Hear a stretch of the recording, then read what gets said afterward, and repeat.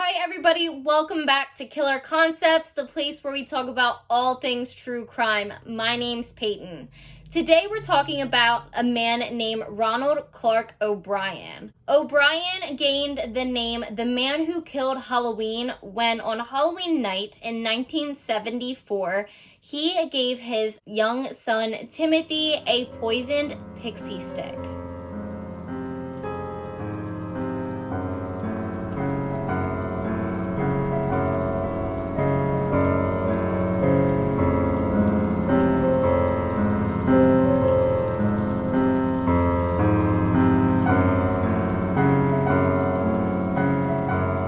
Welcome to video 2 of HALLOWEEK. I'm so excited for this one, even though this is probably a pretty short video. I would like to say thank you to anybody who has subscribed to my channel, and if you have not yet subscribed, make sure to hit that red subscribe button down below and turn on your post notifications so you do not miss a thing.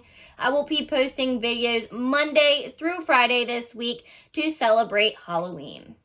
So as I said in the beginning, today we're talking about a man named Ronald Clark O'Brien who would gain the name the man who killed Halloween. So on October 31st, 1974, O'Brien took his children, 5-year-old Elizabeth and 8-year-old Timothy, trick-or-treating with their neighbor Jim Bates and his young son. As they were trick-or-treating, as kids are always so excited, they ran up to a door that had the light turned off. So anybody who knows trick-or-treating rules, if the front porch light is turned off, it most likely means that person has either run out of candy or they are just not participating. Well, the kids were excited, and so they knocked on the door anyway, and they knocked. And then when nobody came to the door, they decided that they were going to move on to the next house. The kids move on, and O'Brien stays back as Jim Bates moves on with the children. Soon after, O'Brien comes around the corner with a handful of giant Pixy Stix. I mean, these things are big. They are 20-inch long Pixy Stix. They were a thing back then, and they're still a thing now that you can get. And the kids were super excited. So O'Brien explains that he had went back to the house that had their light off, and somebody ended up being home, and so they gave him these big Pixy Stix. So he gave one to his son Timothy, one to Bates' young son, one to his son Timothy, and then one to a boy who had went to their church. The kids happily took the Pixy Stix, and then they moved on to continue trick-or-treating. Shortly after, it began raining, and so they had to go back home. 8-year-old Timothy was allowed to pick one piece of his candy to have before he went to bed. He decided that he wanted the giant Pixy Stick. I mean, what kid wouldn't? It was huge, and he was allowed to pick one piece of candy, and it technically counted as one piece of candy. So he opens the Pixy Stick, and he's trying to eat it, trying to get it out, and it's actually stuck in the large straw that it comes in. So O'Brien comes over, and he helps break apart the powder for his son, and his son takes a big mouthful of the sugary substance. Right afterwards, though, Timothy complains of a very bitter taste. He's disgusted. It's not like what he thought it would be. You know, Pixy Stix are usually like a sugary and sour treat at the same time. Well, this was just bitter. It wasn't normal. So O'Brien goes and he gets his young son a glass of Kool-Aid to wash it down, and he does. But soon after, Timothy then starts whining about how he has a really bad stomach ache. At first, they didn't think it was really anything, but then Timothy started vomiting uncontrollably, and he started to convulse. O'Brien called 911, and an ambulance was rushed out to the household, but it was too late, and they could not save 8-year-old Timothy. He would die after eating a little bit of the Pixy Stick. Doctors soon concluded that young Timothy had died from cyanide poisoning, something that is very famously used by any killer who poisons someone. The police look into it, and they ended up finding out that the large pixie stick that Timothy had eaten part of had actually had about 2 inches of cyanide on the top of it. Luckily, none of the other kids had eaten any of their Pixy Stix. One of them had actually tried before he went to bed, but there was a staple on the top of it that was holding it closed, and he couldn't get it open, so he put it under his pillow and he gave up. So the police start looking more and more into this. They're asking O'Brien about how he got the Pixy Stix. He tells them that he had gotten them from a neighborhood home. At first, he says he can't remember which home they came from. And then he finally tells them that it had come from the neighbor whose house light was turned off, and he showed them where that was. The police go and contact those neighbors, and they were informed that earlier that night they had actually ran out of candy, and so that they were not giving it out. They were also informed that the husband at the household was not even there because he actually had worked and he didn't get home till around midnight. And so it could not be these neighbors. They were not the ones who gave these people these Pixy Stix. The police really didn't believe O'Brien's story, so they started digging into his past more.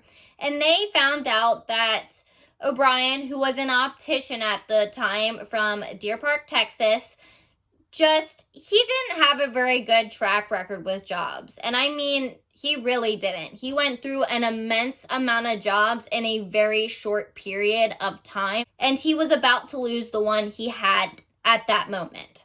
So they look further and they find out that he's actually about $100,000 in debt. When police officers find out about his debt, they also found out that O'Brien had taken $10,000 life insurance policies out on each of his children. And then he also took a further $20,000 out a month before Halloween. This was super suspicious. It seemed like there was a plan going on there. And so the police continued to look, and a day after his son Timothy had died, O'Brien actually called the insurance company to talk about collecting his insurance policy.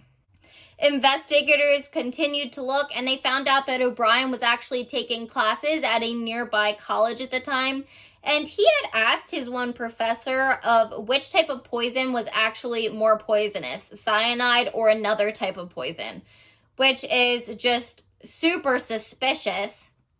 To add to the questions that he had asked his professor, O'Brien had actually also asked a chemical salesman where he could buy cyanide. This was the nail on the coffin for police, and they arrested him for the murder of his 8-year-old son, Timothy. O'Brien entered a not guilty plea for the capital murder of his 8-year-old son, Timothy. But the jury just was not buying that. This was a clear-cut case on what had happened. He had poisoned his son, and he would have went further by poisoning his daughter and the other kids as well.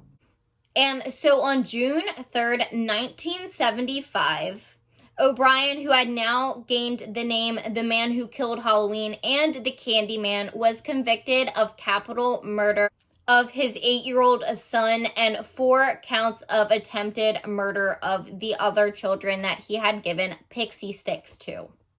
An hour after this verdict, it was decided that O'Brien would die from the electric chair. However, on March 31st, 1984, he would end up dying in Texas by lethal injection. Although O'Brien was executed for his crime and for the murder of his son, Timothy, it did not stop people from worrying about what would happen to their kids now from trick-or-treating. I remember my parents checking our candy before we were allowed to eat any of it. They wanted to make sure no wrappers were tampered with. There have been no reports of anybody being killed from Halloween since then. However, there have been incidents where people have put stuff like needles in candy and THC. Check your kids' candy before you give it to them. If this is not a lesson, I don't know what is. It's sad that this is something you should have to worry about, but it's just the cold, hard truth. Ronald Clark O'Brien was a cold and calculated murderer, and many people believe that he got the fate that he deserved from what he did to his young son. It's really disgusting what he did and how anybody could do that to a child. I just don't know. I don't do very good with cases that involve children. That is all I have for you today. Make sure to hit that red subscribe button down below and turn on your post notifications so you do not miss tomorrow's video and the rest of HALLOWEEK. I have a bunch of good stuff for you this week, and I can't wait to share it. Make sure to either comment below any case suggestions you have or just any comments you have on this case, or send them to the email address right here, which is also down below in the description box, as well as all the sources that I used for this case. Don't forget to follow me on social, which you can also find my handles down below as well. I hope you all have a very happy Halloween, and don't forget that the world's most dangerous minds hide in the most unlikely places. Stay safe.